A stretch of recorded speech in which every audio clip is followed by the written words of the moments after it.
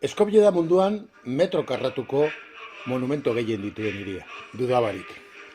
Skopje 2014 proiektu nazionalistaren helburua Mazedoniako historiaren bertsio zalantzagarri bat goratzea zen. Harrotasun nazionala berreskuratzea eta aintzinako ondare kulturala berpiztea. Bistan da, ez zegoela bere helburuen artean, partizanoek nazien aurka egindako askapen borroka nabarmentzea.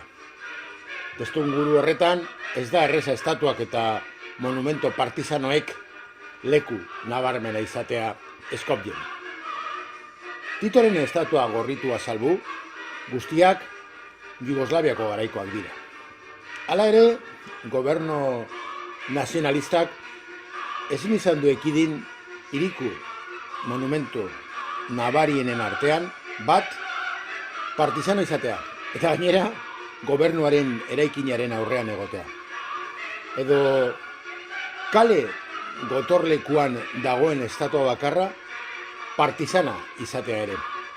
Bideo honetan, Skopjeko ia monumento partizano guztiak erakusten dizkizuet. Hiria bizitatzen baduzue, eta bere iragan partizanoan interesa baduzue, hemen duzue zerrenda interesgarri bat.